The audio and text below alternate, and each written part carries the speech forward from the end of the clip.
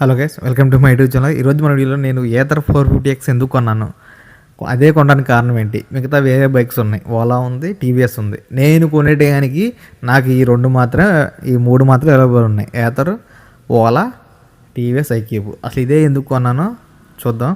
ఈ వీడియో మీరు పూర్తిగా చూస్తే ఎలక్ట్రికల్ బైకుల మీద ఏ బైక్ కొనాలో కూడా మీకు క్లారిటీ వస్తుంది. నేను చెప్పేది నా అనుభవంలో చెప్తున్నాను. ఏ కంపెనీ అయినా సరే నాకు అంత నెగిటివిటీ లేదు దాని మీద. నేను ఎందులా కొన్నాను, ఎందుకు కొన్నాను, నా నీడ్ ఏంటి, దాని వరకే నేను చెప్తాను. సరే, వీడియోలోకి వెళ్ళిపోదాం. My name is Gabriel, welcome to my YouTube channel.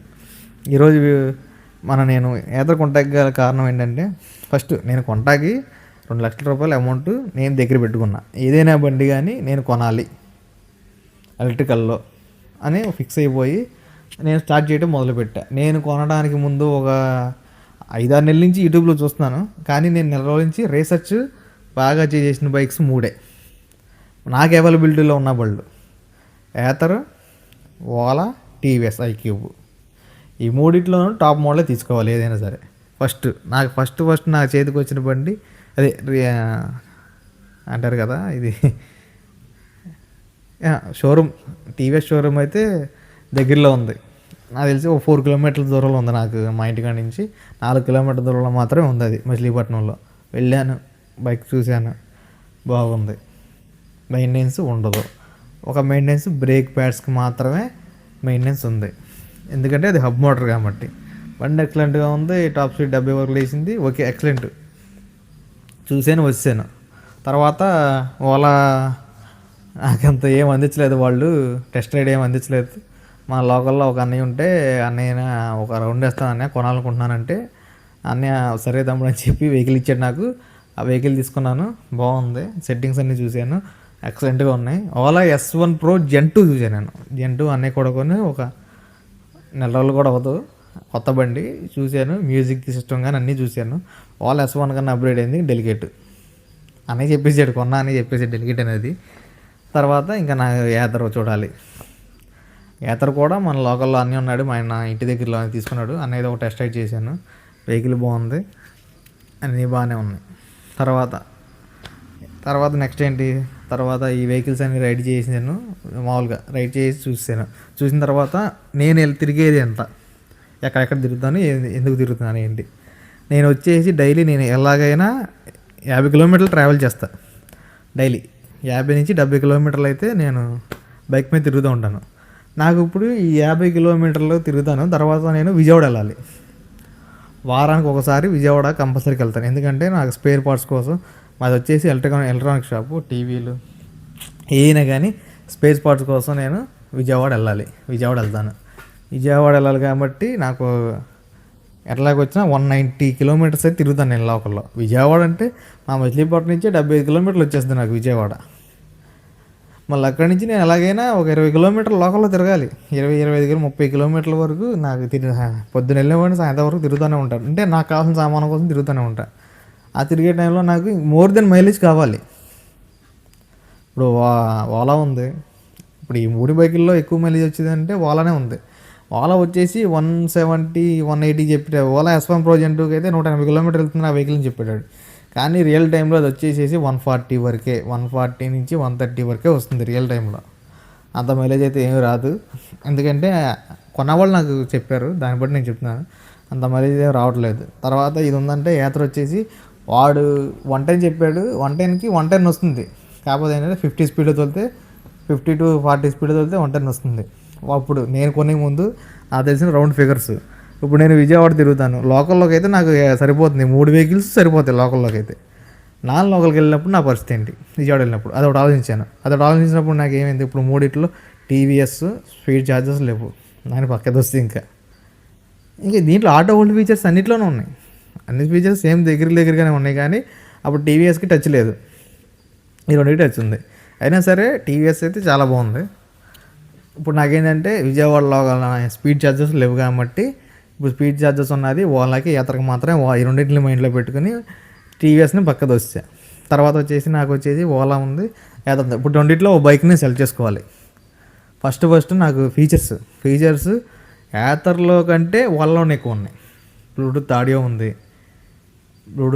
ఉంది, మనకి బ్లూటూత్ లైవ్ స్ట్రీమ్ చూసుకోవచ్చు. ఇంకా బోల్డెన్ ఫీచర్స్, మోర్ దెన్ చాలా ఫీచర్స్. థీమ్స్ మార్చుకోవచ్చు మెయిన్ అసలు. ఒక 4 థీమ్స్ ఉన్నాయి. S1 Pro సెకండ్ జనరేషన్లో 4 థీమ్స్ ఉన్నాయి. ఏదలో థీమ్సే లేవు.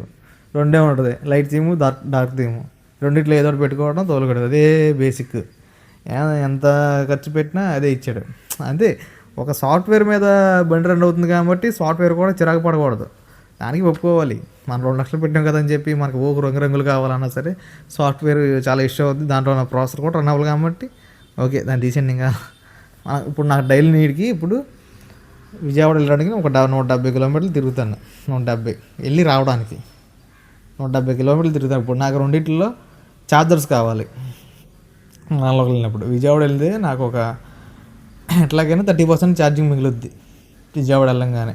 ఆ 30%తో 20-25 కిలోమీటర్లు తిరిగేస్తాను విజయవాడ లోకల్లోనే. మరి తిరిగి వచ్చేటప్పుడు నాకు ఎలా పవర్, అదే ఛార్జింగ్ ఎలా, అది కూడా ఆలోచించిన తర్వాత మళ్ళీ నేను ఎక్కడైతే టెస్ట్ తీసుకున్నాను అన్న దగ్గరికి వెళ్ళి అనే ఒకసారి ఛార్జర్ స్టేషన్స్ ఎక్కడ ఉన్నాయి చూపించమంటే చూపించాడు. విజయవాడలో అప్పటికి దానికి 2 ఉన్నాయి, 2 కూడా లేవు. రెండిట్లో మళ్ళీ ఒకటే వర్క్ అవుతుంది. ఇది అంటే తమ్ముడు మరి అదిరా పరిస్థితి అన్నాడు. చూపించాడు, అన్న అయిపోయింది. తర్వాత నేను యాదర అన్నయ్య దగ్గరికి వెళ్ళా. ఒకసారి యాప్లో చూపించి అన్న ఛార్జర్ అదే చూపిస్తే అంట కదని చెప్తే అన్నయ్య కూడా చూపించాడు. చూపిస్తే విజయవాడలో సుమారు నేను చూసినప్పుడు 6 ఛార్జర్స్ ఉన్నాయి. 6 ఛార్జర్స్ అంటే అప్పుడు ఓలా కంటే యాత్రలోనే ఎక్కువ ఉన్నాయి. తర్వాత ఇప్పుడు నాకు ఏమనిపించింది ఆ మైండ్కి, ఓలా కాదు యాత్ర ఫిక్స్ అయిపోయాయి. ఇంకా అది కాక అది ఎలా అంటున్నాను చూడ, ఓలాలో చాలా ఇష్యూస్ ఉన్నాయి. ఆ ప్లగ్ తీసి పెట్టడం అనేది, పవర్ది, బ్యాటరీ నుంచి అది వెళ్ళేది, అది ఇన్స్ట్రుమెంట్ క్లస్టర్కి డిస్ప్లేకి వెళ్ళేది, పవర్ది జాకులు తీసి పెడతాం, ఇలాంటి బోర్డులను చూసి నేను యూట్యూబ్లో అవన్నీ చూసిన తర్వాత నాకు విరత వచ్చేసింది బండి మీద. సర్లే అని చెప్పి యాత్రకు వెళ్ళిపోయాను. పేమెంట్ తీసుకుని 1,90,000 తీసుకుని వెళ్ళిపోయా. సరే అక్కడ ఎట్ట పోయి ఎలా వస్తుందో సబ్సిడీ, అప్పుడు నేను తీసుకున్న టైంలో సబ్సిడీ ఉండే, సబ్సిడీ అయితే ఉంది.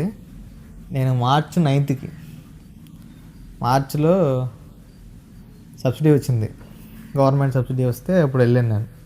సబ్సిడీ టైంలో వెళ్తే అమౌంట్ కొద్దిగా తగ్గి కరెక్ట్గా నేను తక్కువ కొంచెం 190 నుంచి ప్రైస్ తగ్గింది.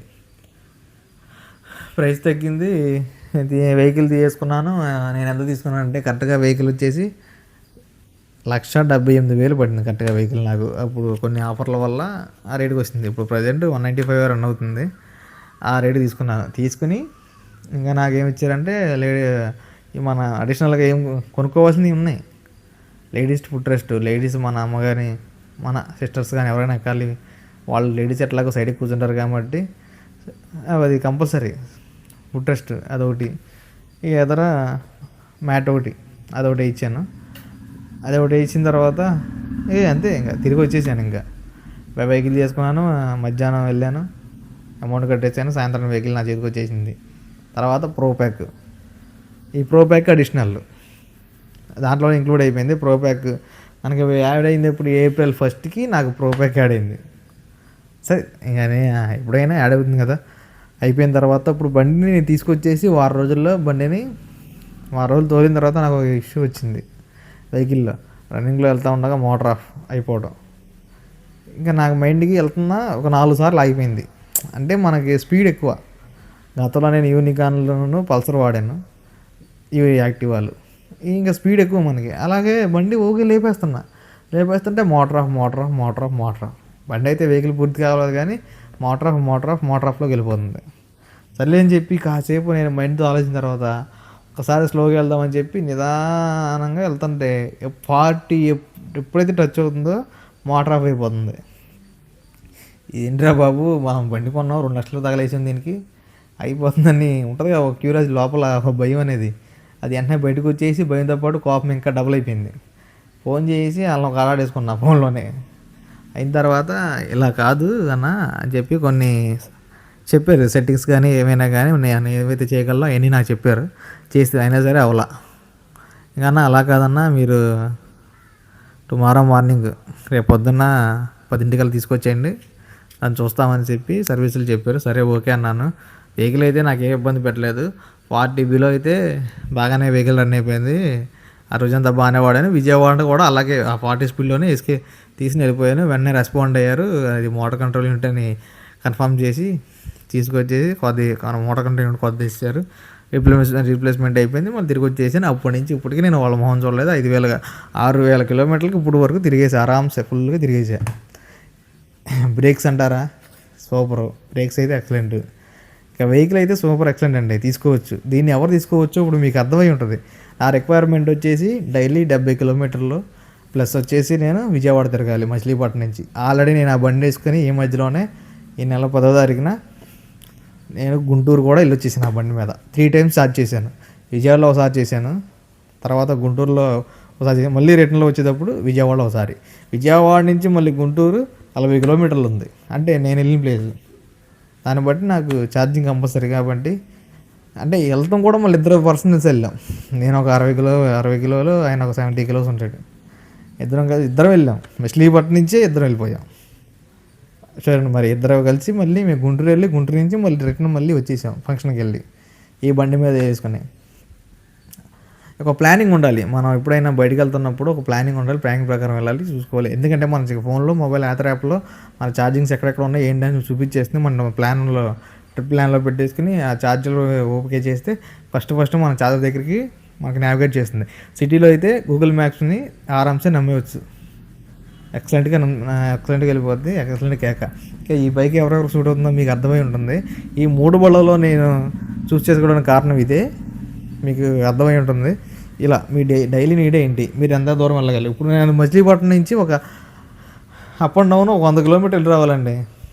గుంటూరు వెళ్ళి రావాలి, గుడివాడ వెళ్ళి రావాలి, గుడివాడ వెళ్ళి రావాలి. గుడివాడలో నాకు ఇప్పుడు టీవీఎస్ క్యూబీఎస్కి వెళ్ళనుకోండి ఉండదు. అది తిరిగి వస్తుందో లేదో కూడా నాకు నమ్మకం లేదు. 50 కిలోమీటర్లు వెళ్తున్నప్పుడు గుడివాడ దాటి వెళ్తున్నప్పుడు, అప్పుడు నాకు ఓలా అనుకోండి, ఓలా వెళ్తాం, దానికి కూడా ఛార్జెస్ ఉన్నాయో లేవు కూడా ఐడియా లేదు. అదే యాత్రలో ప్రతి సిటీ ఏదైతే ఉందో ఒక్క ఛార్జర్ అయినా మెయింటైన్ చేస్తుంది అది సిటీలో. అలాంటిది గుడివాడలో 2 పెట్టింది, మచిలీపట్నంలో 1 పెట్టింది. మెయింటైన్ చేస్తుంది. ఎందుకంటే వాళ్ళకి ఒక డేటా ఉంటుంది, మన బళ్ళు ఎక్కడెక్కడ తిరుగుతుంది చూసుకుని దాన్ని బట్టి వాళ్ళు ఛార్జర్లు ఫిక్స్ చేస్తున్నారు. నేను అడిగిన దాన్ని బట్టి. అలా మీ నీడ్ని బట్టి మీరు తీసుకోండి. నా నీడ్ అయితే ఇది, నేను ఇలా తీసుకున్నాను అంతే. ఇంకా మీకు నచ్చే ఉంటుంది అనుకుంటున్నాను. మెయింటెనెన్స్ అయితే ఉంటుంది. మన వెహికల్ కంపల్సరీ ఉంటుంది. బ్రేక్ ప్యాడ్స్ మార్చాలి. మోటార్ బెల్ట్ డ్రైవ్ కాబట్టి మనకి 2 బెల్ట్లు ఉంటాయి. మోటార్ నుంచి పుల్లీకి వస్తుంది, పుల్లో నుంచి మళ్ళీ మన వీల్కి వెళ్తుంది. ఇక 2 బెల్ట్లు ఉంటాయి. ఇంకా అది ఎంత పడుతుందో ఏంటో కూడా మనకు తెలియదు. ఫస్ట్ సర్వీస్కి వెళ్ళాలి, టైం వస్తుంది మనకి. 6,000 కిలోమీటర్లు. ఈ 6,000 కిలోమీటర్లు నా ఎక్స్పీరియన్స్ అయితే ఇదే. బండి అలా మోటార్ ఆఫ్ అయ్యి అదొకటి ప్రాబ్లం వచ్చింది అంతే. ఇక బెల్ట్ ఎప్పుడైతే మనం వర్షంలో బైకులు తోలుతున్నామో అప్పుడు కొంచెం సౌండ్ వస్తుంది అంతేగాని, అది కూడా ఒక 2-3 కిలోమీటర్లు వెళ్ళంగానే అది కూడా ఆరిపోయి ఆటోమేటిక్గా సౌండ్ అయితే పోతుంది. ఇది నా బండి మీద అయితే ఎక్స్పీరియన్స్. మీకు నచ్చే ఉంటుంది. ఎవరికైనా ఈ వీడియో ఉపయోగపడుతుంది అనుకుంటే షేర్ చేయండి. అంటే ఏం లేదు, ఇది నా అనుభవం బట్టి నేను చెప్పాను. కొత్తగా కొనే వాళ్ళకి ఇది ఉపయోగపడుతుంది. ఆల్రెడీ ఉన్న వాళ్ళు మీకు అవసరం లేదు. ఇంకా ఏమన్నా మన వీడియో నచ్చినట్లయితే లైక్ చేయండి, సబ్స్క్రైబ్ చేయండి నచ్చితే. అంతే, ఈరోజుకి అంతే. Thank you.